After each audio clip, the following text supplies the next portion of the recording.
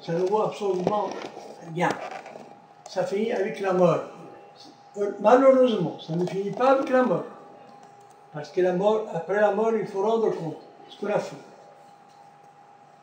En allant chercher cette soi-disant spiritualité auprès des gens qui égarent les gens, on s'enfonce de plus en plus dans le kufriyat,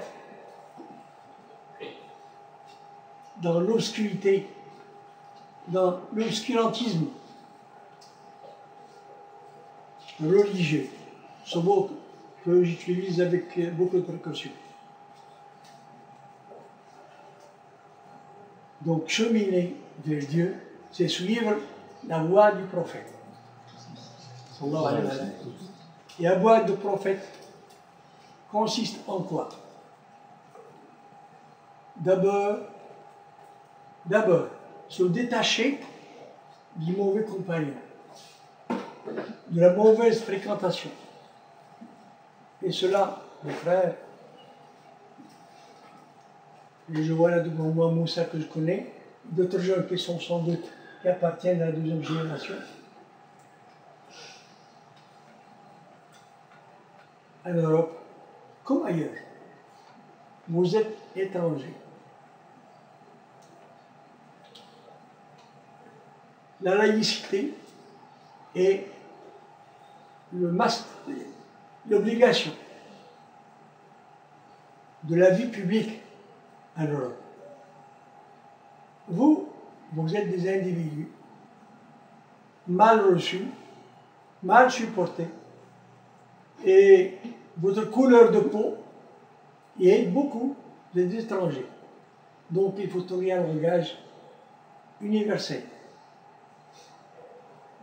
En face des particularismes nationaux, en Europe comme ailleurs, apporter le message universel de l'islam. Ce message universel de l'islam, qu'est-ce que c'est? Islam, Iman, Ihsan. Pour passer d'un stade à un autre, il faut cheminer. Il faut adorer Dieu. D'abord, enseigner à vos frères les choses élémentaires de l'islam. Comment faire ses ablutions, entre les gestes, les manières, comment faire sa prière, dans le moindre détail. C'est ça la voie du prophète, c'est ça d'abord. Ce qui est halal, licite, ce qui est haram, ce qu'il faut faire, ce qu'il ne faut pas faire. Soit dans le domaine personnel, soit dans le domaine social. Pour faire parvenir, pour faire aimer le message aux autres, il faut être un modèle de probité, de véracité, de sincérité, d'intégrité, de bonne manière. Il faut être doux. Les prophètes de Dieu sont des gens qui ont fait parvenir le message en douceur. Si vous lisez dans le sira du prophète sallallahu alayhi wa sallam, il y a eu des guerres. Pourquoi y a-t-il des guerres? Parce que, en étant doux, ça ne veut pas dire être faible. Là, je viens à cette question lancinante, qui est celle de la violence. Les banlieues des mégalopoles, c'est ça, on dit mégalopoles?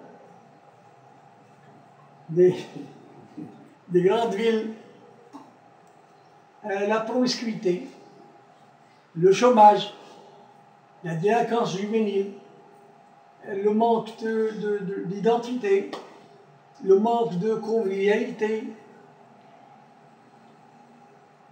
qui est le remède à tous ces maux. Ce sont des maux dont souffre avant tout la jeunesse de la deuxième génération, maghrébine ou autre. Je dis bien maghrébine ou autre parce que le message du prophète n'est pas destiné seulement aux nationaux.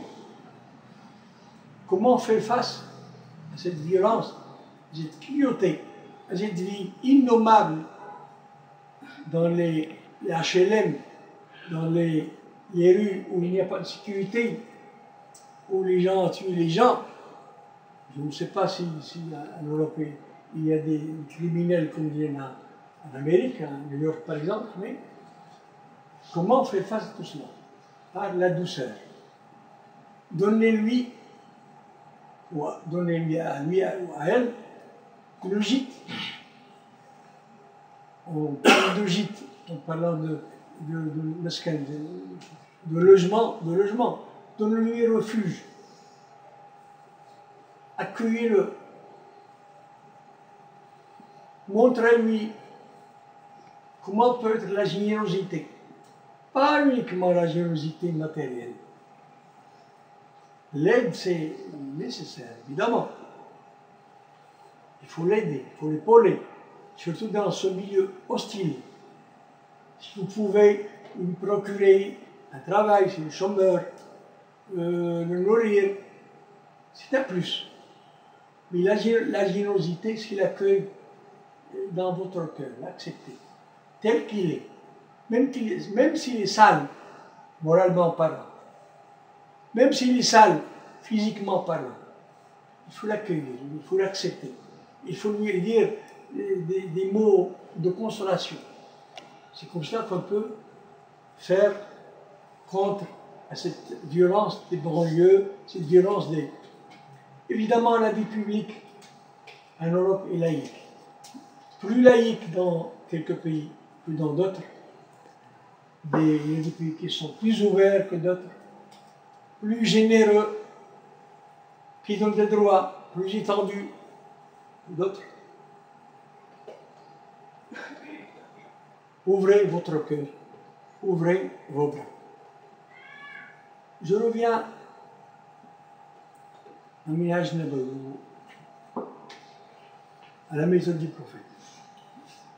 D'abord, vous détachez, vous éloignez, d'aider les gens à s'éloigner de la mauvaise fréquentation. La première chose, pour l'attirer dans votre giron, dans votre nid, dans votre osra, dans votre famille, il faut l'attirer pour l'aider à se détacher de son passé. As-suhbah wal jama'a.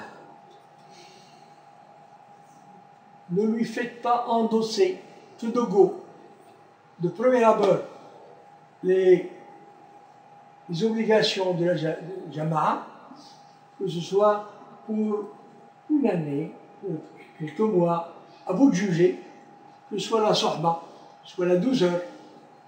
Une fois que vous aurez constaté qu'elle est capable de porter avec vous, eh bien, initiez-le petit à petit aux responsabilités.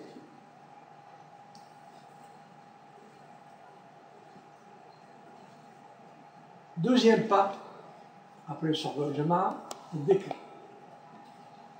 Le dhikr. Les gens sont élevés dans des milieux qui ne savent pas se prosterner devant Dieu. Physiquement parlant, il ne peut pas. Son corps ne peut pas se fléchir. Il ne peut pas fléchir ses genoux pour se prosterner devant Dieu. C'est pas. Allah. Poser son front sur terre, il ne peut pas. Ses membres sont ankylosés, il ne peut pas. Donc il faut y aller doucement. Il faut faire un assouplissement physique. L'aider. Surtout, il ne faut pas vous moquer de lui. Voilà, celui-là, il ne sait pas faire sa prière. Non. Il faut comprendre les gens d'où ils viennent. Ils viennent de loin. Dhikr. Vous savez que dhikr, il y a trois affluents de l'imam. Revenez au livre de la Révolution de l'Islam. Est-ce que vous l'utilisez toujours, ces canaux? Toujours. Il est toujours utile ou bien moins utile qu'avant? Si, il est toujours utile. Toujours utile. Parce que là, je vous dirais que sur le deuxième livre, Islamiser la modernité, est écrit non pas pour vous, réfugiés, immigrés dans des terres autres. Il est question de politique. Vous n'avez que faire de politique. De la petite politique, faites la grande. Et la grande politique, c'est de sauver les âmes égarées. C'est la grande politique. C'est de personnaliser les individus qui sont à la dérive, qui sont dissous, qui sont solubles dans les sociétés étrangères, qui sont, comment on dit maintenant, qui sont biodégradables. Ils sont biodégradables, ils sont dégradés. Donc faites cette grande politique, pas la petite.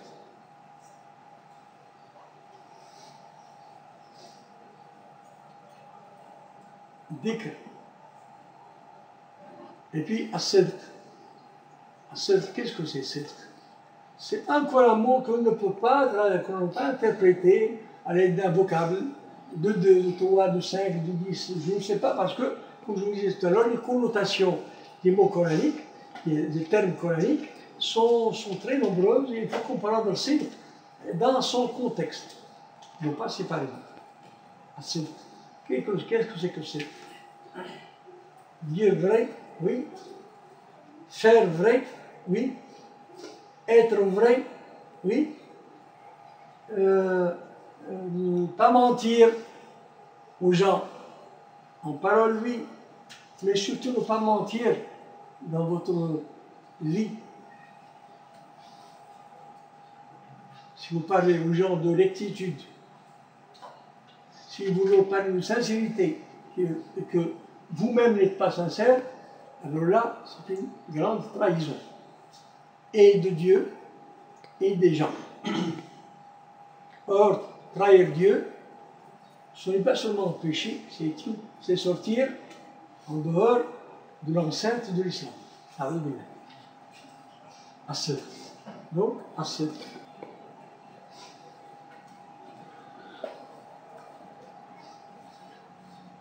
Ces trois notions